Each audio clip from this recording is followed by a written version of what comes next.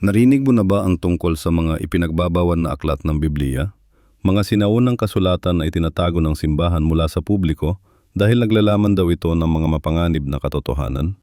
Milyon-milyong tao ang naniniwala na may mga lihim na teksto na sinadyang hindi isinama sa Biblia, mga aklat na maaring magbago ng buong pananaw natin sa relihiyon. Ang Ebanghelyo ni Tomas, ang aklat ni Enoch, ang Ebanghelyo ni Judas, ito ang ilang lamang sa mga kontrobersyal na tekstong natuklasan sa mga kuweba at libingan sa kahabaan ng kasaysayan. Pero bakit hindi mo makikita ang mga ito sa Biblia na ginagamit mo ngayon? Sino ang nagpasya kung ano ang dapat mabasa ng mga mananampalataya at ano ang dapat itago? At higit sa lahat, ano ang nilalaman ng mga tekstong ito na kinatatakutan ng mga pinuno ng relihiyon? Ngayong araw, bubuklatin natin ang mga pahina ng kasaysayan at tutuklasin ang tunay na kwento sa likod ng mga tinatawag na apokripong kasulatan. Malalaman natin kung bakit ang ilang teksto ay itinuturing na banal habang ang iba ay itinatabi bilang mapanlinlang o mapanganib. Handa ka na bang malaman ang katotohanan na hindi itinuturo sa mga simbahan? Alam mo ba na ang Biblia na hawak natin ngayon ay hindi kumpleto? Oo, tama ang iyong narinig. Maraming aklat ang hindi kasama sa kasalukuyang bersyon ng Biblia na ginagamit natin. Tinatawag itong apokrifa o ang mga nakatagong aklat. Pero bakit nga ba hindi sila kasama? Sino ang nagpasya kung ano ang dapat at hindi dapat mabasa ng mga tao? At ano ang mga lihim na nilalaman ng mga aklat na ito? Sa susunod na 30 minuto, ihahayag ko sa inyo ang mga katotohanang maaring magpabago sa inyong pananaw, sa inyong pananampalataya. Kung isa kang mananampalataya o simpleng naghahanap ng katotohanan, may malaking epekto ang impormasyong ito sa iyong buhay. Noong unang siglo, pagkatapos ng pagkamatay ni Jesus, walang opisyal na Biblia na tulad ng kilala natin ngayon. Sa halip, maraming iba't ibang teksto ang kumakalat sa mga unang Kristiyanong komunidad. Ang ilan sa mga ito ay pamilyar sa atin, tulad ng mga ebanghelyo ni Mateo, Marcos, Lucas at Juan. Pero marami ring ibang teksto na hindi na natin naririnig o nababasa ngayon. Halimbawa, alam mo ba na mayroong ebanghelyo ni Tomas? O ang ebanghelyo ni Maria Magdalena? O ang aklat ni Enoch? Ang mga aklat na ito ay dating binabasa at pinag-aaralan ng mga sinaunang Kristiyano, ngunit hindi na makikita sa mga Biblia natin ngayon. Ang tanong ay, bakit? Bakit ipinagbabawal ang mga aklat na ito? Bakit hindi sila kasama sa Biblia? Para maintindihan ito, kailangan nating bumalik sa ika-5 siglo, noong ang emperador Romano na si Constantine ay nagdesisyon na pagsamahin ang iba't ibang Kristiyanong sekta sa ilalim ng isang opisyal na doktrina. Sa Council of Nicaea noong taong 325, nagsimulang magkaroon ng opisyal na bersyon ng Kristyanismo. Pero hindi ito nangyari nang walang kontrobersya. Maraming debat, maraming hindi pagkakasundo, at maraming politikal na impluensya ang naglaro sa prosesong ito. Ang mga pinunong simbahan, na karamihan ay lalaki, ang nagpasya kung alin mga teksto ang magiging canonical o opisyal na bahagi ng Biblia at alin ang itatago o ipagbabawal. At dito nagsisimula ang tunay na kwento.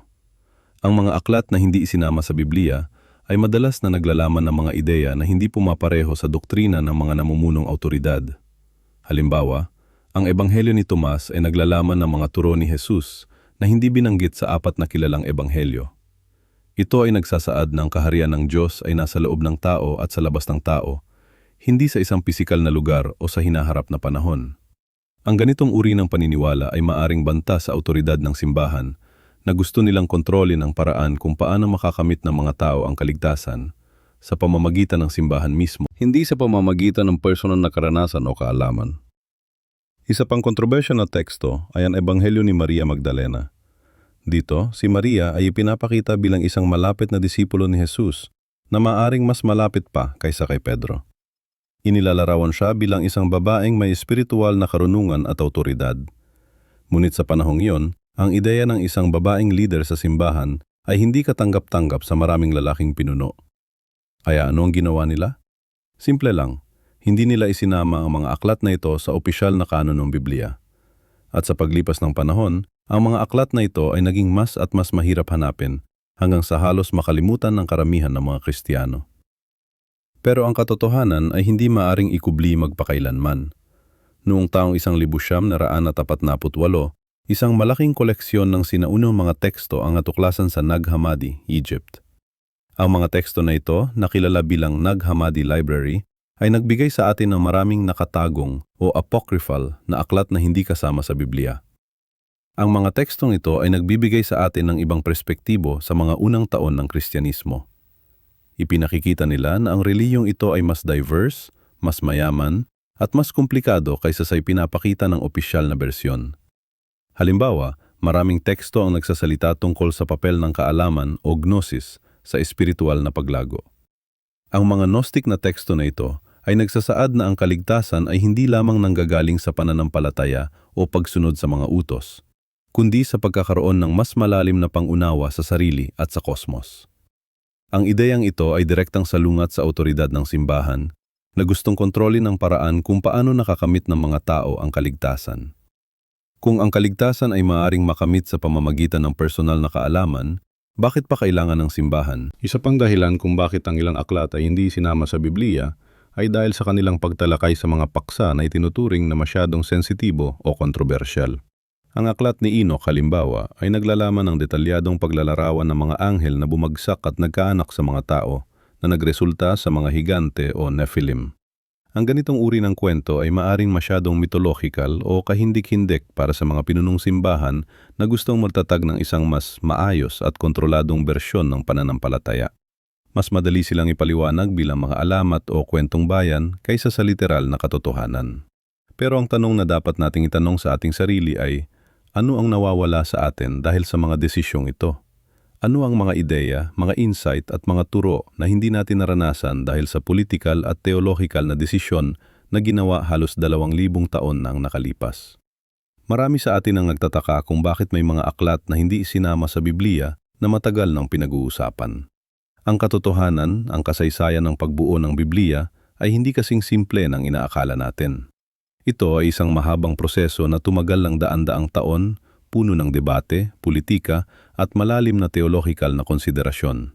Ang tinatawag nating apocrypha o deuterocanonical books ay mga akda na kinikilala ng ilang sekta ng Kristyanismo pero hindi ng iba.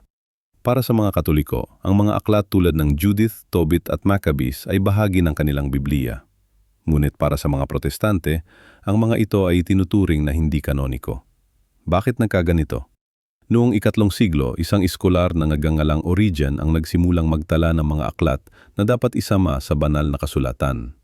Ang kanyang listahan ay naging batayan para sa maraming debate sa mga susunod na siglo.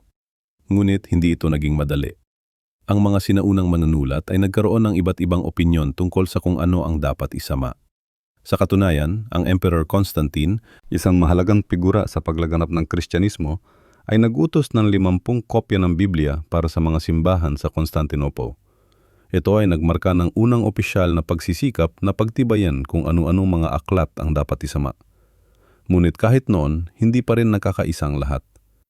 Alam mo ba na ang unang opisyal na listahan ng mga aklat ng Bagong Tipan ay hindi nabuo hanggang sa konseho ng Carthage noong taong 377?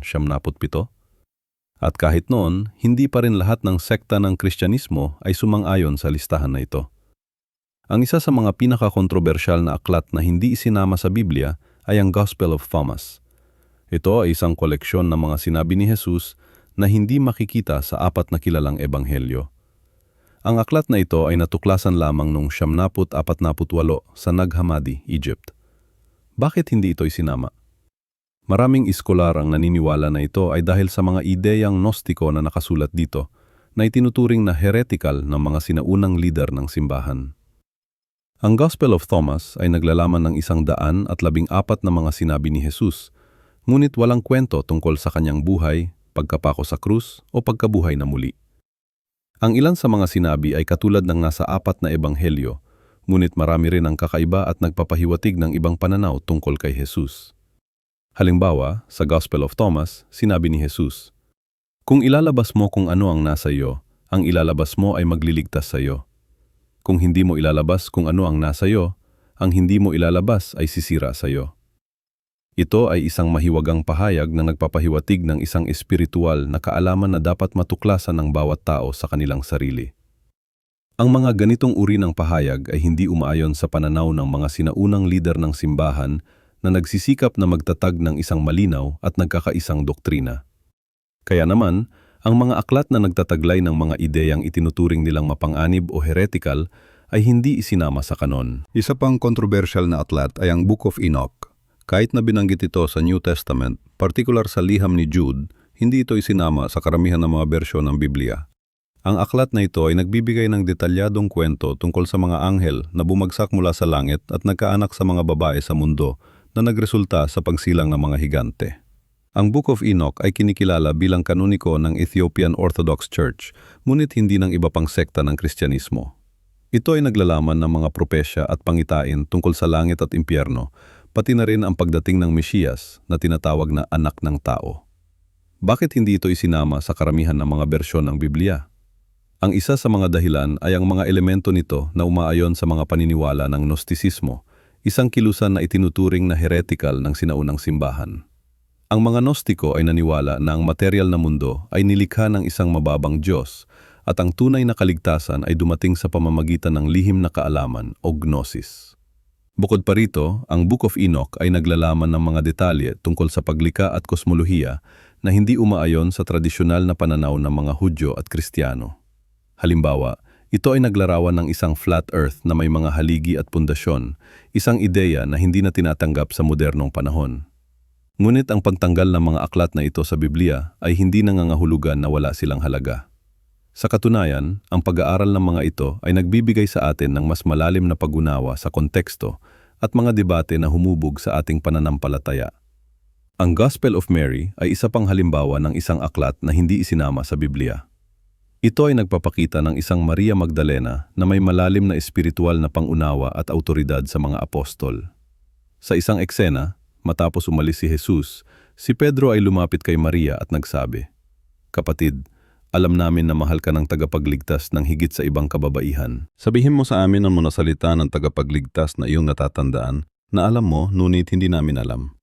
Ang ganitong pagpapakita kay Maria Magdalena bilang isang may autoridad na figura ay maaring naging kontrobersyal sa isang panahon kung saan ang mga kababaihan ay hindi karaniwang kinikilala bilang mga lider sa relihiyon. Ito ay maaring isa sa mga dahilan kung bakit ang Gospel of Mary ay hindi isinama sa kanon. Kaya ano ang dapat nating isipin tungkol sa mga aklat na ito? Dapat ba nating basahin at pag-aralan ng mga ito? Ang sagot ay depende sa iyong layunin. Kung gusto mong mas maunawaan ang kasaysayan at konteksto ng ating pananampalataya, ang pag-aaral ng mga aklat na ito ay maaaring maging kapaki-pakinabang. Ngunit kung ikaw ay isang mananampalataya na sumusunod sa isang partikular na tradisyon, mahalaga ring igalang ang mga desisyon ng iyong komunidad ng pananampalataya tungkol sa kung ano ang itinuturing na autoritatibo. Ang pagbuo ng Biblia ay hindi isang simpleng proseso. Ito ay isang mahabang paglalakbay na puno ng debate, kompromiso at pag-iisip. Ang mga aklat na hindi isinama ay nagbibigay sa atin ng isang sulyap sa mga alternatibong pananaw at mga debate na humubog sa ating pananampalataya. Sa pamamagitan ng pag-aaral ng mga ito, maaari tayong magkaroon ng mas malalim na pag-unawa sa kayamanan at komplikasyon ng ating relihiyosong tradisyon. Alam mo ba na ang Biblia na hawak mo ngayon ay maaaring kulang ng ilang mahahalagang teksto? Oo, kaibigan. Maraming aklat ang hindi kasama sa kasalukuyang kompilasyon ng Biblia na ginagamit natin. Tinatawag nating apokrypha ang mga aklat na ito, isang salitang nagmula sa Greek na nangangahulugang nakatago o lihim. Ngunit bakit nga ba ipinagbabawal o hindi isinama ang mga ito? Ano ang nilalaman nila na hindi nararapat malaman ng mga karaniwang mananampalataya? Sa katunayan, ang kwento ng mga aklat na ito ay mas komplikado at mas kapanapanabik kaysa sa inaakala mo. Ang mga aklat apokrypha ay hindi basta-basta tinanggal dahil sa kung anong lihim na plano. May masalimuot na kasaysayan ng pagpili kung alin mga teksto ang magiging bahagi ng opisyal na kanon. Noong ikatlong siglo, isang kilalang iskolar na si Origen ang nagsimulang magtipon ng mga teksto para sa lumang tipan. Sumunod si San Jerome na nagsali ng Biblia sa Latin, kilala bilang Vulgata. Subalit, inuri niya ang ilang aklat bilang hindi canonical. Ibig sabihin, hindi karapat-dapat na maging bahagi ng opisyal na banal na kasulatan. Ang tunay na kaguluhan ay nagsimula noong Reformasyon. Si Martin Luther, ang kilalang reformista, ay nagpasya na tanggalin ang ilang aklat mula sa kanyang salin ng Biblia dahil sa paniniwala niyang hindi sila inspirado ng Diyos. Kasama sa mga ito ang Judith, Tobit, Wisdom of Solomon, Sirach, Baruch at 2 aklat ng Maccabees. Ngunit ito ang nakakagulat. Ang simbahang Katoliko ay patuloy na kinikilala ang mga aklat na ito bilang deuterocanonical o pangalawang kanon. Kaya kung ikaw ay Katoliko, maaring napag-aralan mo na ang mga ito. Ngunit kung ikaw ay Protestant, malamang na hindi mo alam ang tungkol sa mga kwentong ito. Ngayon, ano ba talaga ang nilalaman ng mga aklat na ito na naging kontrobersyal? Halimbawa, ang aklat ng Enoch, isa sa mga pinaka-intrigante. Hindi ito kasama sa karamihan ng mga Biblia ngayon, ngunit alam mo ba na nabanggit ito sa aklat ni Jude sa Bagong Tipan? Ang Enoch ay naglalaman ng detalyadong kwento tungkol sa mga anghel na nagrebelde laban sa Diyos, na tinawag na Watchers, na nakipagtalik sa mga babae sa lupa at nagkaroon ng mga anak na higante. Isipin mo yon? Isang kwento tungkol sa supernatural na pakikipagtalik at mga higanteng anak na hindi mo mababasa sa regular na Biblia. Ang aklat ng Jubilees naman ay nagbibigay ng alternatibong account ng Genesis at Exodus na may mga karagdagang detalye at pagpapaliwanag. Tinatawag din itong Little Genesis dahil parang mas detalyadong bersyon ng unang aklat ng Biblia. Naglalaman ito ng mga kwento tungkol kay Abraham at iba pang patriarka na hindi mo matatagpuan sa tradisyonal na teksto. Ang Gospel of Thomas naman ay isang koleksyon ng mga sinabi umano ni Jesus na hindi kasama sa 4 na kinikilalang ebanghelyo. Hindi ito isang narrative tulad ng Mateo o Juan, kundi isang koleksyon ng mga sinabi lamang. Ang ilan sa mga sabing ito ay medyo kakaiba at naiba sa mga nakalagay sa tradisyonal na ebanghelyo, tulad ng, kapag ginawa mong 1, 2, magiging tulad ka ng mga anak ng tao. At kapag sinabi mong, bundok, lumipat ka, ito ay lilipat. Maaring iniisip mo ngayon, kung totoo ang mga aklat na ito, bakit hindi sila kasama sa Biblia? Bakit ipinagbabawal o itinatago ang mga ito? Maraming kadahilanan. Una, ang ilang aklat ay isinulat pagkatapos ng panahon na itinuturing na panahon ng inspirasyon ng Diyos. Ang iba ay may mga doktrina o pagtuturo na hindi tugma sa naitatag na teolohiya. May mga aklat din na itinuturing na wad o hindi tunay na isinulat ng mga taong inaangkin na sumulat nito. Ngunit ang mas kapanapanabik na tanong ay, ano ang mawawala sa atin dahil hindi natin nabasa ang mga aklat na ito? Ano ang mga kwento, karunungan at revelasyon na maaring nakatagong nakahimlay sa mga pahina na hindi natin nakikita? Sa susunod na bahagi, tatalakayin natin ang isa sa pinaka-kontrobersyal na aklat na hindi isinama sa Biblia, ang aklat ni Enoch, at kung bakit ang mga nilalaman nito ay nagdudulot ng malaking debate hanggang ngayon. Alam mo ba na ang Biblia na hawak mo ngayon ay hindi kumpleto? Oo, tama ang narinig mo. Ang katotohanan ay may mga aklat na dating bahagi ng mga sinaunang bersyon ng Biblia na hindi mo na makikita sa modernong edisyon. Ang mga aklat na ito, na kilala bilang mga apocrypha o deuterocanonical, ay naging paksa ng matinding debate at kontrobersya sa loob ng maraming siglo. Ang desisyon kung aling mga aklat ang dapat isama sa Biblia ay hindi nangyari sa isang simpleng pagpupulong. Ito ay resulta ng mahabang proseso na tumagal ng ilang daang taon na kinasangkutan ng mga konsehong eklesyastiko, mga eskular, mga hari, at maging mga ordinaryong mananampalataya.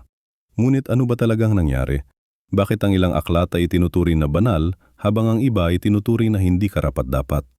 Sa unang siglo, wala pang formal na listahan o kanon ng mga aklat na itinuturing na sagrado. Ang mga unang Kristiyano ay gumamit ng iba't ibang koleksyon ng mga teksto kasama ang Torah ng mga Hudyo, mga sulat ng mga apostol at iba pang mga dokumento na itinuturing nilang may awtoridad. Ngunit habang lumalago ang Kristyanismo, naging malinaw na kailangan ng isang opisyal na listahan. Ang unang malaking hakbang sa pagbuo ng kanon ay naganap sa 2 siglo nang ang eskular na si Origen ay nagsimulang magtala ng mga aklat na itinuturing niyang lehitimo. Sinundan ito ng maraming konsehong eklesyastiko, kabilang ang konseho ng Nikea noong 325 CE at ang konseho ng Carthage noong 397 CE na nagsimulang magbigay ng opisyal na listahan ng mga kinikilalang aklat. Ngunit hindi lahat ay sumang-ayon sa mga desisyong ito. Ang Eastern Orthodox Church, ang Roman Catholic Church at ang mga protestanteng denominasyon ay may iba't ibang listahan ng mga kinikilalang aklat. Ang mga Katoliko, halimbawa, ay kinikilala ang mga aklat na Tobit, Judith, Wisdom of Solomon, Ecclesiasticus, Sirach, Baruch, at 1st and 2nd Maccabees, habang ang mga protestante ay itinuturing ang mga ito bilang apocryphal o hindi inspirado. Ang pinakamalaking pagbabago sa Western canon ay nangyari sa panahon ng Protestant Reformation noong ika-16 na siglo. Si Martin Luther, ang pinuno ng Reformation, ay nagpasya na tanggalin ang ilang aklat mula sa Biblia dahil sa kanyang paniniwala na ang mga ito ay hindi kasing inspirado ng iba. Ang kanyang pangunahing batayan ay ang mga aklat na ito ay hindi orihinal na isinulat sa Hebrew, ang wika ng karamihan sa Lumang Tipan. Ngunit may mas malalim na dahilan sa likod ng desisyong ito. Ang ilang aklat na tinanggal ay naglalaman ng mga doktrina na sumasalungat sa mga bagong turo ng Protestantismo. Halimbawa, ang Second Maccabees ay nagbanggit ng panalangin para sa mga patay, isang praktika na tinutulan ng mga Protestante. Ang Wisdom of Solomon ay naglalaman ng mga ideya tungkol sa kaluluwa at katarungan na hindi naayon sa teolohiyang Protestante. Ang politika ay may malaking papel din sa mga desisyong ito. Ang mga hari at emperador ay madalas na nakikialam sa mga bagay na eklesyastiko para sa kanilang sariling kapakanan. Si King James I ng England halimbawa ay nag-utos ng pagsasali ng Biblia na sumasalamin sa kanyang mga pampulitikang interes. Ang King James Version na inilatala noong 1611 ay naging isa sa pinaka-impluential na salin ng Biblia sa kasaysayan ng Ingles. Ngunit hindi lamang ang mga apokrifa ang tinanggal sa Biblia. May mga ibang teksto na dating itinuturing na sagrado ng ilang mga komunidad ng Kristiyano na hindi kailanman naisama sa opisyal na kanon. Ang mga ito ay kinabibilangan ng Ebanghelyo ni Tomas, Ebanghelyo ni Maria, Ebanghelyo ni Judas at marami pang iba. Ang Ebanghelyo ni Tomas, halimbawa, ay isang koleksyon ng mga sinabi ni Jesus na hindi makikita sa apat na kinikilalang ebanghelyo. Ito ay naglalaman ng ilang mga radikal na ideya tungkol sa pagkakakilanlan ni Jesus at ang kalikasan ng kaligtasan. Ang Ebanghelyo ni Maria ay nagpapakita ng isang malakas na papel para kay Maria Magdalena na sumasalungat sa tradisyonal na patriarkal na istruktura ng unang Kristyanismo. Ang mga teksto na ito ay madalas na itinuturing na heretical o sumasalungat sa opisyal na doktrina. Ngunit, para sa maraming iskolar ngayon, ang mga ito ay nagbibigay ng mahalagang pananaw sa iba't ibang uri ng Kristyanismo na umiiral sa unang mga siglo. Ang pagtatanggal ng mga aklat na ito ay hindi lamang isang theological na desisyon. Ito ay isang hakbang na may malalim na implikasyon sa pag-unawa natin sa ating pananampalataya. Sa pamamagitan ng paglilimita sa mga teksto na itinuturing nating sagrado, tayo rin ay naglilimita sa ating pag-unawa sa mayamang kasaysayan at diversidad ng ating relihiyon. Maraming sikat na kwento sa mga apokripong aklat na hindi natin matatagpuan sa Biblia ngayon. Isipin mo, may mga kwento tungkol sa pagkabata ni Jesus, kung saan sinasabi na nagpapalipad siya ng mga ibon na gawa sa putik o pinaparusahan niya ang mga bata na nangaasar sa kanya. May kwento rin tungkol kay Maria, ang ina ni Jesus, at ang kanyang mahimalang kapanganakan. At may mga aklat na nagsasalaysay tungkol sa mga gawain ng mga apostol pagkatapos ng muling pagkabuhay ni Kristo. Pero bakit hindi kasama ang mga ito sa Biblia? Bakit hindi natin alam ang mga kwentong ito kung hindi tayo naghahanap sa labas ng Biblia? Ang katotohanan ay hindi naman talaga ipinagbabawal ang pagbabasa ng mga aklat na ito. Hindi tulad ng inaakala ng marami, walang malaking konspirasya para itago ang mga ito. Ang mga eskolar, theological na institusyon, at maging ang mga ordinaryong mananampalataya ay malayang maaring basahin at pag-aralan ang mga ito. Ang tanong ay, bakit hindi sila kasama sa kanonikong Biblia? Una sa lahat, kailangan nating maintindihan ang konsepto ng kanon o ang opisyal na listahan ng mga aklat na kinikilala bilang bahagi ng Biblia. Ang salitang kanon ay nagmula sa Griego na nangangahulugang patakaran o pamantayan. Ang mga aklat na kasama sa kanon ay yaong mga tinatanggap ng simbahan bilang inspirado ng Diyos at may awtoridad para sa pananampalataya at praktika. Ang proseso ng pagpili kung aling mga aklat ang kasama sa kanon ay hindi nangyari sa isang iglap. Ito ay isang mahabang proseso na tumagal ng ilang daan-daang taon. At hindi ito simpleng desisyon ng ilan lamang na tao, tulad ng sinasabi ng mga pelikula o nobela tulad ng Da Vinci Code. Sa katunayan, ang mga unang Kristiyano ay gumamit ng tatlong pangunahing pamantayan para matukoy kung anong mga aklat ang dapat isama sa bagong tipan. Una, ang aklat ba ay sinulat ng isang apostol o ng isang malapit na kasamahan ng apostol? Halimbawa, si Marcos ay hindi apostol, pero siya ay malapit na kasamahan ni Pedro, kaya ang kanyang ebanghelyo ay tinanggap bilang bahagi ng kanon. Pangalawa, ang aklat ba ay kaayon ng mga turo na naipasa na mula sa mga apostol? Kung may bagong aklat na naglalaman ng mga ideya na lubang naiiba sa mga tinanggap ng turo, ito ay magiging kaduda-duda.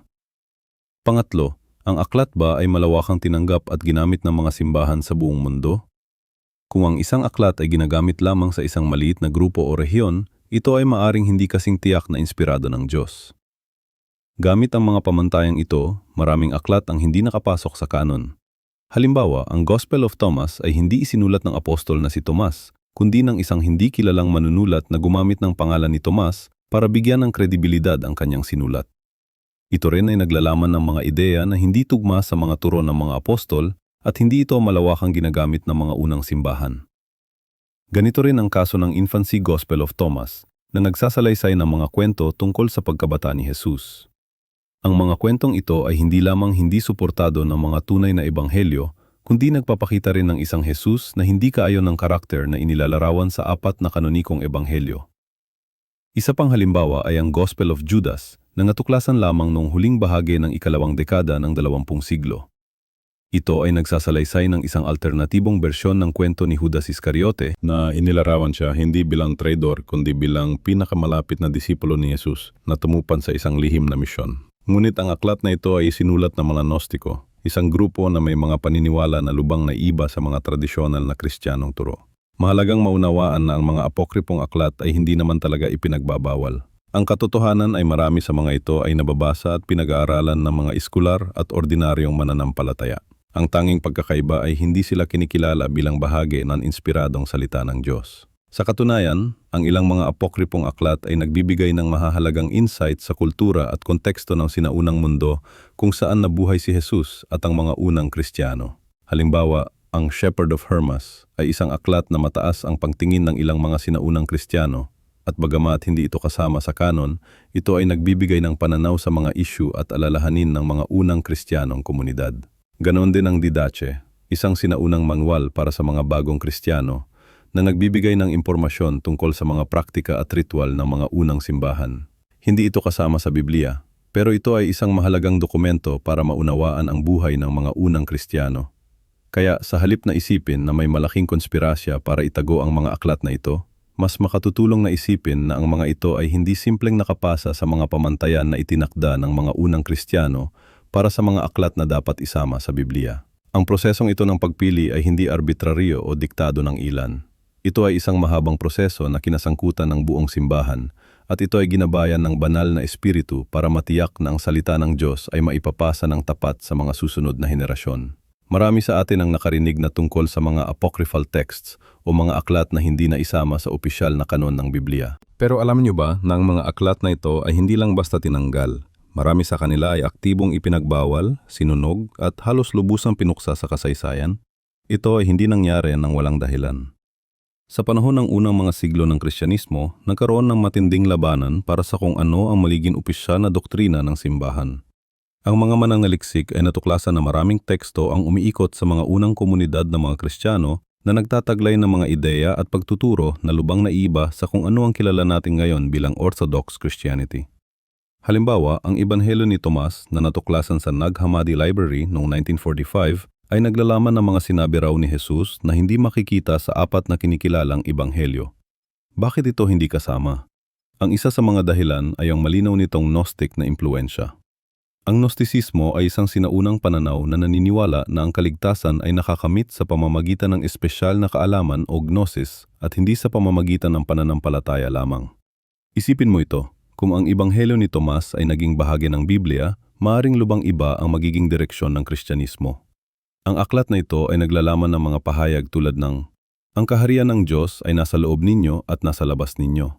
Isang konsepto na nagbibigay ng mas personal at direktang koneksyon sa kabanalan na posibleng bawasan ang pangangailangan ng institusyonal na simbahan bilang tagapamagitan. Ngayon, isipin natin ang Ebanghelyo ni Judas. Natuklasan lamang ito ng huling bahagi ng ika-20 siglo at naglalaman ng isang lubang kakaibang paglalarawan ni Judas Iscariot.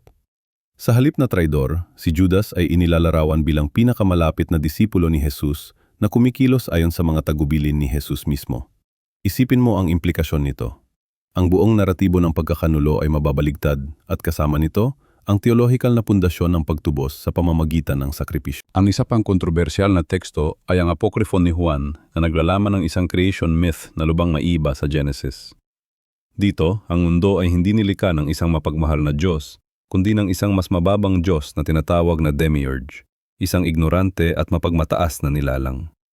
Ang ganitong pananaw ay direktang sumasalungat sa pangunahing doktrina ng Judaismo at Kristyanismo. Pero hindi lang teolohikal na mga dahilan ang nagdulot ng pagbabawal sa mga tekstong ito. May malalim na politikal na kadahilanan din.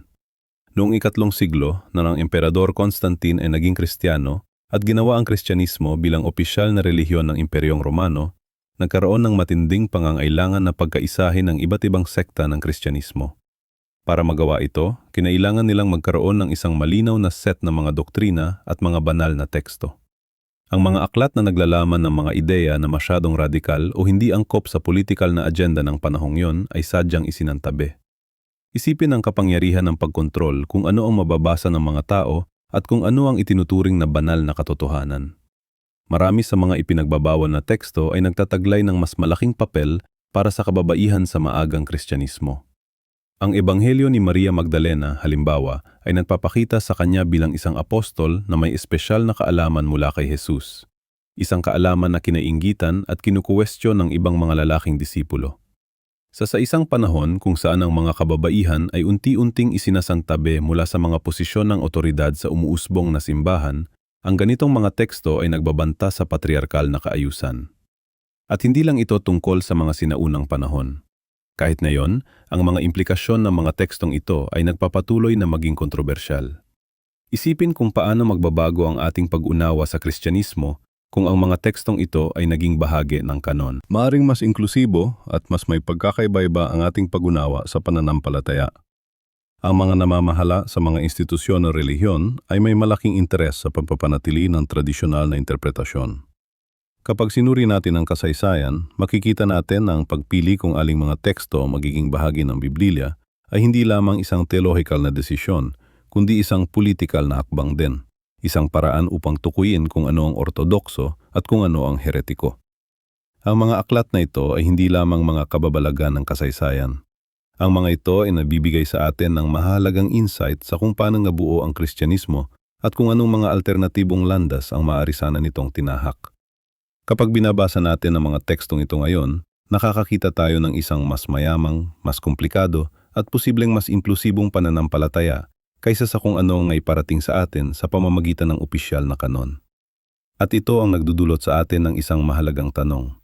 Kung ang mga sinaunang autoridad ay nagpasya kung ano ang dapat nating basahin at paniwalaan, ano pa ang maaring hindi natin alam? Ano pa ang maaring na itago sa atin sa loob ng mga siglo? Ang katotohanan ay hindi lahat ng sinaunang aklat na naglalaman ng mga kwento tungkol sa Diyos at kay Jesus ay naisama sa opisyal na Biblia na ginagamit natin ngayon. Maraming mga teksto ang isinantabi, itinanging autoridad at sa ilang kaso, aktibong pinigilan ang paglaganap. Ngunit bakit? Ano ang nakita ng mga sinaunang leader ng simbahan sa mga aklat na ito na naging dahilan upang itago ang mga ito sa mga karaniwang mananampalataya? Ang mga apocryphal at pseudepigraphical na teksto, mga aklat na hindi kasama sa opisyal na kanon, ay madalas na nagtataglay ng mga ideya at kwento na lumalabag sa pangunahing doktrina ng umuusbong na simbahan. Halimbawa, ang Ebanghelyo ni Tomas na natagpuan sa Nag-Hammadi noong 945 taon ay naglalaman ng 117 mga sinabi ni Jesus na hindi na ayon sa mga opisyal na Ebanghelyo.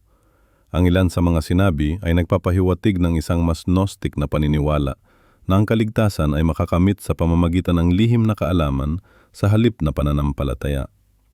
Nang unang nagsimulang bumuo ng opisyal na listahan ng mga banal na kasulatan ang sinaunang simbahan, sila ay may mahigpit na pamantayan. Ang mga aklat na isinulat ng mga apostol o kanilang mga direktang kasamahan lamang ang itinuturing na autoritatibo. Ang mga aklat na lumitaw sa mas huling panahon, lalo na ang mga naglalaman ng mga radikal na ideya, ay karaniwang itinuturing na huwad o mapanlin lang. Ngunit ang prosesong ito ay hindi palaging malinaw o walang kontrobersya. Ang aklat ni Enoch, halimbawa, ay binanggit mismo sa bagong tipan sa aklat ni Jude, ngunit hindi pa rin ito naisama sa karamihan ng mga Biblia. Ito ay naglalaman ng mga detalyadong kwento tungkol sa mga anghel na nagrebelde, mga lihim na kaalaman kosmiko, at mga propesya na hindi kasama sa ibang bahagi ng Biblia. Ang ilang iskolar ay nagsasabing ang aklat na ito ay masyadong mapagbigay ng kapangyarihan sa mga ordinaryong mambabasa, na nagbibigay sa kanila ng kaalaman na gusto ng mga lider ng simbahan na manatiling eksklusibo sa kanilang hanay. Ang isa pang kontrobersyal na teksto ay ang Ebanghelyo ni Judas, na nagpapakita kay Judas hindi bilang traidor, kundi bilang pinakamalapit na disipulo ni Jesus na kumikilos ayon sa kanyang mga tagubilin. Inilalarawan nito si Jesus na humihingi kay Judas na ipagkanulo siya upang matupad ang kanyang misyon. Isipin mo kung paano magiging iba ang ating pag-unawa sa Kristyanismo kung ang ganitong bersyon ng kwento ang naging bahagi ng opisyal na doktrina. Ang Ebanghelyo ni Maria Magdalena naman ay nagbibigay ng mas mahalagang papel kay Maria kaysa sa nakalagay sa mga kinikilalang ebanghelyo. Dito, si Maria ay hindi lamang isang tagasunod kundi isang spiritual na leader na may mga espesyal na paghahayag mula kay Jesus. Sa isang mundo na pinamumunuan ng mga kalalakihan, ang ganitang ebanghelyo ay nagbabanta sa patriarkal na istruktura ng umusbong na simbahan. Kung titingnan natin ang kasaysayan, makikita natin na ang mga desisyon kung alin mga teksto ang isasama sa Biblia ay hindi lamang batay sa teolohiya kundi pati na rin sa politika at kapangyarihan. Ang konseho ng Nicea noong 325 taon na madalas na maling akala na nagpasya sa kanon ng Biblia ay aktwal na nakatuon sa paglutas ng mga teolohikal na pagtatalo tungkol sa kalikasan ni Kristo. Ang proseso ng pagbuo ng kanon ay mas mahabang panahon at mas komplikado. Sa katunayan, ang mga unang Kristiyano ay may iba't ibang koleksyon ng mga teksto na itinuturing nilang sagrado. Ang ilang komunidad ay nagbabasa ng mga aklat na hindi kinikilala ng iba. Ang pagkakaisa sa kanon ay unti-unting nangyari sa loob ng ilang siglo at sa ilang kaso, ang mga lokal na simbahan ay patuloy na gumagamit ng mga teksto na hindi opisyal na kinikilala. Ang katanungan kung bakit ipinagbabawal ang ilang aklat ay nagdadala sa atin sa isang mas malalim na katanungan. Sino ang may karapatang magpasya kung ano ang salita ng Diyos? Ang mga leader ng simbahan ba? Ang mga eskolar? O ang individual na mananampalataya? Maraming mga modernong mananampalataya ang hindi alam na ang Biblia na kanilang hawak na yon ay produkto ng maraming siglo ng mga debate, kompromiso, at minsan ay sapilitang pagpapatahimik ng mga alternatibong pananaw. Ang mga teksto na hindi naisama ay maaring magbigay sa atin ng mahalagang pananaw sa iba't ibang paraan ng pag-iisip tungkol sa pananampalataya at espiritualidad sa sinaunang mundo. Ngunit mayroong isa pang aspeto na dapat nating isaalang-alang. Ang posibilidad na ang ilang teksto ay hindi naisama dahil may mga lehitimong problema sa kanilang nilalaman o pinagmulan. Ang ilan sa mga apocryphal na aklat ay naglalaman ng mga kwentong tila katang-isip o masyadong pambihira. Halimbawa, ang Ebanghelyo ni Pedro ay naglalaman ng isang eksena kung saan ang krus mismo ay nagsasalita, habang ang Ebanghelyo ni Tomas ay may mga pahayag ni Jesus na lubos na naiiba sa kanyang mga turo sa 4 na kinikilalang Ebanghelyo. Ang tanong na dapat nating itanong sa ating mga sarili ay, kung ang mga aklat na ito ay nagbibigay ng mahalagang pananaw, bakit hindi natin sila pinag-aaralan ng mas bukas? Ano ang maaari nating matutunan mula sa mga alternatibong pananaw na ito? At paano natin mababalanse ang paggalang sa tradisyon ng ating pananampalataya habang bukas din sa mas malalim na pag-unawa sa ating espiritual na pamana? Ngayon, ating pag-usapan ang isang kontrobersyal na paksa na madalas pinagdedebatehan sa mundo ng teolohiya, ang mga apokripa. Alam niyo ba na may mga aklat na hindi na isama sa Biblia na ating kilala ngayon? Oo, tama ang inyong narinig. May mga sinaunang teksto na tinanggal o hindi kinikilala ng mga modernong Kristiyanong denominasyon bilang bahagi ng kanilang opisyal na kanon. Ang salitang apokripa ay nagmula sa Griegong salitang apokryphos na nangangahulugang nakatago o lihim. Ito ay tumutukoy sa koleksyon ng mga sinaunang teksto na isinulat sa pagitan ng 3 siglo bago ang Common Era at unang siglo ng Common Era. Sa kasalukuyan, ang mga aklat na ito ay kinikilala ng ilang simbahan tulad ng Roman Catholic at Eastern Orthodox habang itinatakwil naman ng mga protestanteng denominasyon. Pero bakit nga ba may mga aklat na hindi na isama sa Biblia? Ano ang dahilan kung bakit ang ilan sa mga ito ay itinuturing na hindi kanoniko ng ilang grupo ng mga Kristiyano? Una sa lahat, kailangan nating maunawaan na ang pagtukoy kung aling mga teksto ang magiging bahagi ng opisyal na Biblia ay hindi nangyari sa isang iglap. Ito ay produkto ng mahabang proseso ng pag-aaral, debate, at konsensus sa loob ng sinaunang Kristiyanong komunidad. Ang mga unang Kristiyano ay nagkaroon ng iba't ibang listahan ng mga aklat na kanilang itinuturing na sagrado at may awtoridad. Ang isa sa mga pangunahing batayan kung bakit ang ilang aklat ay hindi na isama sa kanon ay ang kanilang tinatayang petsa ng pagkakasulat. Ang mga aklat na isinulat malapit sa panahon ng mga apostol o ng mga taong direktang nakakilala kay Jesus ay binigyan ng mas mataas na kredibilidad. Ang mga teksto na isinulat ng mas matagal pagkatapos ng panahon ni Jesus ay madalas na tinitingnan ng may pag-aalinlangan dahil sa posibilidad na naglalaman ito ng mga ideya o interpretasyon na hindi naayon sa orihinal na mga turo. Isa pang mahalagang konsiderasyon ay ang pagiging autor. Ang mga aklat na may malakas na ebidensya na isinulat ng mga apostol o ng kanilang mga malapit na kasamahan ay mas malamang na maisama sa kanon. Halimbawa, ang mga ebanghelyo ni Mateo at Juan ay itinuturing na isinulat ng mga apostol mismo, habang ang mga ebanghelyo ni Marcos at Lucas ay itinuturing na isinulat ng mga malapit na kasamahan ni Pedro at Pablo. Subalit, marami sa mga apokripa ay may mga pagdududa tungkol sa kanilang tunay na pagkakasulat. Ang ilan sa mga ito ay inaangkin na isinulat ng mga kilalang tauhan sa Biblia, ngunit ang mga eskolar ay naniniwala na ang mga ito ay isinulat ng ibang tao na gumagamit lamang ng mga pangalan ng mga kilalang tauhan para bigyan ng kredibilidad ang kanilang mga sulatin. Ang ganitong praktika ay tinatawag na pseudepigraphy, at ito ay karaniwan sa sinaunang panahon. Halimbawa, ang Gospel of Thomas ay inaangkin na isinulat ni Tomas, isa sa 12 apostol. Ngunit ang karamihan sa mga eskolar ay naniniwala na ito ay isinulat noong 2nd siglo, matagal na pagkatapos ng panahon ni Tomas. Ang aklat na ito ay naglalaman ng isang koleksyon ng mga sinabi na inaangkin na galing kay Jesus. Ngunit marami sa mga ito ay hindi tugma sa mga turo na nakatala sa 4 na kinikilalang ebanghelyo. Bukod sa isyu ng pagkakasulat, ang nilalaman din ng mga aklat ay isang mahalagang konsiderasyon. Ang mga aklat na naglalaman ng mga turo o ideya na kontra sa mga pangunahing doktrina ng pananampalataya ay madalas na itinatakwil. Ang ilang apokripa ay naglalaman ng mga ideya na malapit sa Gnostisismo, isang sinaunang pilosopiya na nagtuturo na ang material na mundo ay masama at ang kaligtasan ay nakakamit sa pamamagitan ng lihim na kaalaman. Ang Gospel of Judas, halimbawa, ay nagpapakita kay Judas Iscariote hindi bilang traidor, kundi bilang pinakamalapit na disipulo ni Jesus na tumupad sa isang espesyal na misyon sa pamamagitan ng pagkakanulo sa kanya.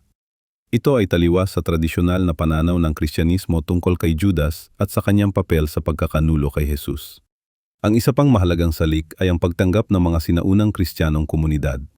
Ang mga aklat na malawakang tinanggap at ginamit sa pagsamba at pagtuturo sa iba't ibang Kristiyanong komunidad ay mas malamang na maisama sa kanon. Ang mga aklat na limitado lamang ang paggamit o tanggap lamang sa ilang partikular na grupo ay madalas na hindi isinasama. Ngunit may mas malalim na dahilan kung bakit ang ilang aklat ay hindi na isama sa Biblia. Ang ilan sa mga ito ay nagtataglay ng mga kontrobersyal na turo na maaring magdulot ng pagkalito o pagkakabahabahagi sa loob ng Kristiyanong komunidad. Ang iba naman ay naglalaman ng mga kwento o detalye na mahirap patunayan o kumpirmahin. Halimbawa, ang Infancy Gospel of Thomas ay naglalaman ng mga kwento tungkol sa pagkabata ni Jesus na hindi nabanggit sa 4 na kinikilalang ebanghelyo. Ayon dito, ang batang Jesus ay gumawa ng mga himalang tulad ng pagbuhay sa mga patay na ibon at pagparusa sa mga batang ng api sa kanya. Ang mga kwentong ito ay mahirap iugnay sa imahe ni Jesus na ipinakita sa mga kinikilalang ebanghelyo kung saan siya ay puno ng habag at pagmamahal.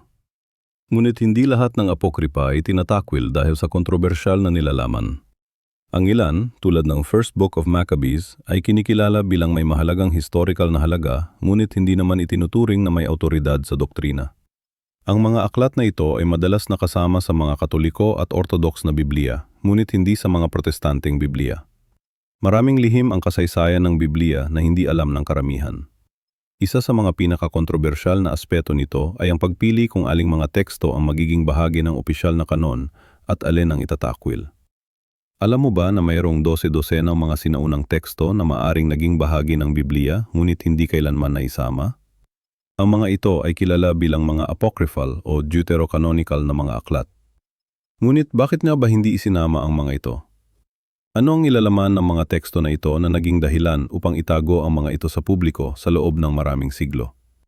At bakit hanggang ngayon ay may mga grupo pa rin na nagtatangkang pigilan ang pagkalat ng mga ito? Ang katotohanan ay mas komplikado kaysa sa inaakala ng karamihan. Hindi ito simpleng kwento ng pagtanggal ng mga maling teksto. Sa halip, ito ay isang kwento ng politika, kapangyarihan at kontrol sa impormasyon. Noong 2 siglo, Emperor Constantine, kasama ang mga leader ng simbahan, ay nagpasya kung ano ang magiging opisyal na mga aklat ng Biblia. Ang desisyong ito ay may malaking implikasyon sa kung paano natin naunawaan ang ating pananampalataya hanggang sa kasalukuyan. Isa sa mga pinakakilalang apocryphal na aklat ay ang aklat ni Enoch. Ito ay naglalaman ng detalyadong kwento tungkol sa watchers o mga anghel na bumaba sa lupa at nakipagrelasyon sa mga babae, na nagresulta sa pagkakaroon ng mga higanteng anak na tinawag na Nephilim.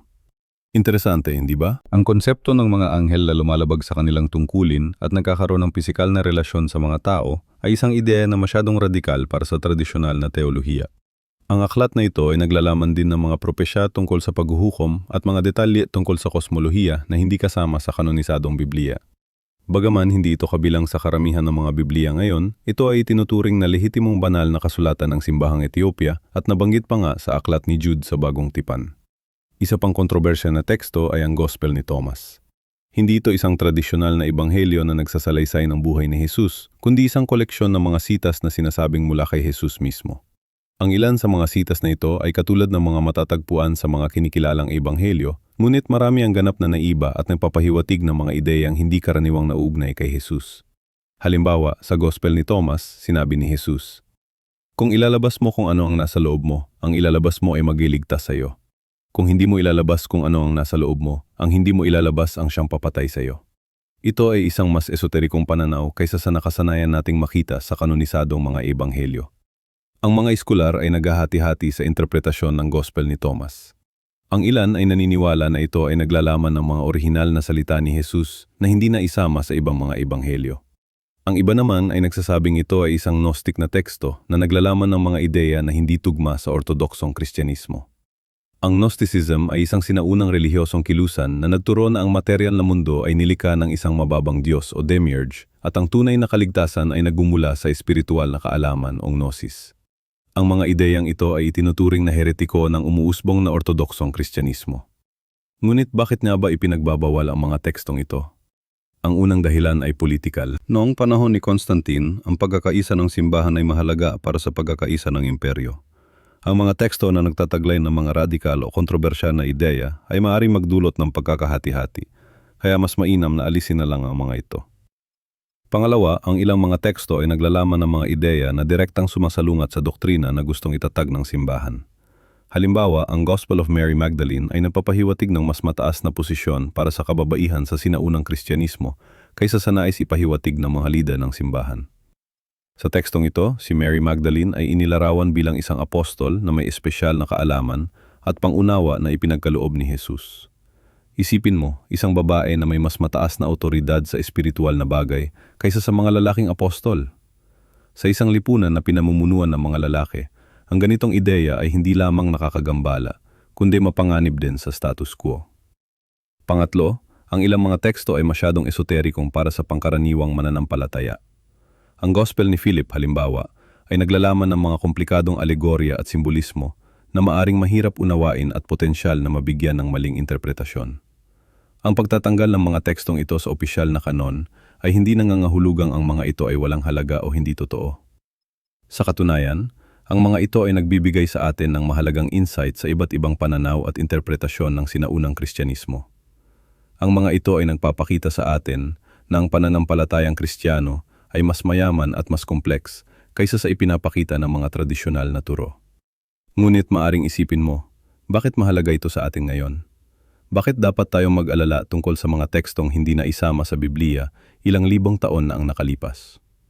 Ang sagot ay simple. Dahil ang mga desisyong iyon ay humubog sa ating pananampalataya at lipunan sa mga paraan na maaring hindi natin lubos na naunawaan. Ang mga ideya, kwento, at turo na hindi na isama sa Biblia ay maaring nagbigay sa atin ng ibang pananaw sa ating pananampalataya, sa ating relasyon sa Diyos at sa ating pag-unawa sa mundo. Ang mga apocryphal na teksto ay isa sa mga pinaka-kontrobersyal na paksa sa kasaysayan ng Kristyanismo. Ang mga aklat na ito na hindi kasama sa kanoniko ng Biblia na kilala natin ngayon ay nagdulot ng maraming tanong at debate sa loob ng daan-daang taon. Ngunit bakit nga ba hindi isinama ang mga ito? Ano ang nilalaman ng mga ito na naging dahilan upang hindi sila maging bahagi ng banal na kasulatan? Ang katotohanan ay mas komplikado kaysa sa inaakala ng karamihan. Ang pagpili kung aling mga aklat ang magiging bahagi ng Biblia ay hindi nangyari sa isang iglap. Ito ay isang proseso na tumagal ng maraming siglo na kinasangkutan ng mga konsehong simbahan, mga eskolar ng teolohiya at maging mga emperador. Ang mga desisyong ito ay hindi lamang batay sa teolohiya kundi pati na rin sa politika at kapangyarihan. Sa katunayan, ang unang mga Kristiyano ay may iba't ibang koleksyon ng mga teksto na itinuturing nilang sagrado. Walang isang opisyal na listahan ng mga aklat na dapat basahin o pag-aralan. Ang mga unang kongregasyon ay madalas na gumagamit ng iba't ibang mga sulat, depende sa kung ano ang available sa kanilang lugar at sa kung ano ang itinuturo ng kanilang mga pinuno. Isa sa mga pinaka-kontrobersyal na apocryphal na teksto ay ang Ebanghelyo ni Tomas. Hindi tulad ng 4 na kilalang ebanghelyo sa Biblia, ang Ebanghelyo ni Tomas ay hindi naglalaman ng mga kwento tungkol sa buhay ni Jesus. Sa halip, ito ay isang koleksyon ng 114 na mga sinabi o logiya na inilahad bilang mga lihim na aral ni Jesus. Marami sa mga ito ay kakaiba at hindi tugma sa tradisyonal na doktrina ng Kristyanismo. Halimbawa, sa Ebanghelyo ni Tomas, sinabi ni Jesus, "Kung ihahayag mo kung ano ang nasa loob mo, ang ihahayag mo ay magliligtas sa iyo. Kung hindi mo ihahayag kung ano ang nasa loob mo, ang hindi mo ihahayag ay sisirain ka." Ito ay isang uri ng espiritualidad na nakatuon sa sarili na tila nagmumungkahi na ang kaligtasan ay nagmumula sa loob, sa halip na sa pamamagitan ng sakripisyo ni Jesus sa krus. Ang ganitong uri ng pagtuturo ay direktang sumasalungat sa sentral na doktrina ng Kristyanismo. Kaya naman, hindi nakapagtataka ng mga lider ng simbahan ay nagalangan na isama ito sa kanon ng Biblia. Ngunit may iba pang dahilan bukod sa teolohikal na hindi pagtugma. Ang panahon kung kailan isinulat ang mga apocryphal na teksto ay isa ring mahalagang konsiderasyon. Ang 4 na ebanghelyo sa Biblia ay isinulat sa loob ng unang siglo, malapit sa panahon ng mga aktual na pangyayari. Samantalang ang mga apocryphal na teksto tulad ng Ebanghelyo ni Tomas ay isinulat sa mga huling siglo, kung kailan ang mga saksi sa buhay ni Jesus ay matagal nang wala. Ngunit ang pinakanakakaalarma sa mga lider ng simbahan ay ang posibilidad ng Gnostisismo, isang pilosopikal at relihiyosong kilusan na naging popular sa mga unang siglo ng Kristyanismo. Ang Gnostisismo ay nagtuturo na ang material na mundo ay masama at ang espiritu lamang ang mabuti. Ayon sa kanila, ang kaligtasan ay nagmumula sa lihim na kaalaman o gnosis na inihayag lamang sa mga piling tao. Marami sa mga apocryphal na teksto ay nagtataglay ng mga elemento ng Gnostisismo. Sa Ebanghelyo ni Tomas, halimbawa, sinabi ni Jesus, "Ako ang liwanag na nasa lahat ng bagay. Ako ang lahat ay nagmula sa akin at ang lahat ay bumabalik sa akin. Hatiin ang isang kahoy at nandoon ako. Itaas ang isang bato at makikita mo ako." Ang ganitong uri ng panangalita ay maaring bigyang kahulugan bilang panteistiko na nagmumungkahi na ang Diyos ay nasa lahat ng bagay at ang lahat ng bagay ay Diyos. Isang konsepto na lubos na salungat sa tradisyonal na Kristiyanong paniniwala sa isang personal na Diyos na hiwalay sa kanyang nilika. Ang isa pang kontrobersyal na apocryphal na teksto ay ang Ebanghelyo ni Judas. Ito ay naglalarawan kay Judas Iscariote na tradisyonal na itinuturing na taksil kay Jesus bilang ang pinakamalapit at pinakamaunawang disipulo. Ayon sa tekstong ito, si Jesus mismo ang humiling kay Judas na ipagkanulo siya upang ang kanyang espiritu ay makalaya mula sa kanyang pisikal na katawan. Ang ganitong paglalarawan ay hindi lamang sumasalungat sa tradisyonal na pag-unawa sa papel ni Judas, kundi pati na rin sa kahalagahan ng pisikal na katawan ni Jesus at ng kanyang literal na pagkabuhay muli. Sa Kristyanismo, ang pisikal na pagkabuhay muli ni Jesus ay isang sentral na doktrina na nagpapatunay ng kanyang pagka-Diyos at nagbibigay ng pag-asa sa pagkabuhay muli ng mga mananampalataya. Bukod sa mga theological na issue, ang mga apocryphal na teksto ay madalas ding itinuturing na hindi maasahan dahil sa kanilang pinagmulan. Marami sa mga ito ay isinulat sa ilalim ng mga pseudonym na nagaangking isinulat ng mga apostol o iba pang kilalang figura sa Biblia. Ngunit ang mga iskular ay nakapagtukoy na ang mga ito ay isinulat na mas huli, madalas ng mga hindi kilalang may akda. Ang paggamit ng pseudonym ay isang karaniwang praktika sa sinaunang mundo, ngunit ito ay nagdudulot ng mga tanong tungkol sa kredibilidad ng mga teksto. Kung ang isang may akda ay kailangang magsinungaling tungkol sa kanyang pagkakakilanlan upang mabigyan ng otoridad ang kanyang sulat, gaano katotoo ang nilalaman nito? Ngunit sa kabila ng lahat ng ito, maraming mga iskular ng Biblia ngayon ang naniniwala na ang pag-aaral ng mga apocryphal na teksto ay mahalaga para sa mas malalim na pag-unawa sa kasaysayan ng Kristyanismo at sa pagbuo ng Biblia. Kahit na hindi sila itinuturing na inspirado o autoritatibo, ang mga tekstong ito ay nagbibigay ng mahalagang insight sa iba't ibang paniniwala at praktika ng mga unang Kristiyano. Sa huli, ang desisyon kung aling mga aklat ang isasama sa Biblia ay hindi lamang tungkol sa kung ano ang tama o mali sa theological na paraan. Ito ay tungkol din sa kung ano ang pinakanakakatugon sa mga pangangailangan at karanasan ng komunidad na mananampalataya. Ang Biblia, sa maraming paraan, ay isang produkto ng komunidad na gumamit at nagpahalaga dito. Kung nagustuhan mo ang video na ito at natuto ka ng bagong impormasyon tungkol sa mga apocryphal na teksto, huwag kalimutang mag-like at i-share ito sa iyong mga kaibigan at pamilya na interesado rin sa mga ganitong paksa. Salamat sa panunood.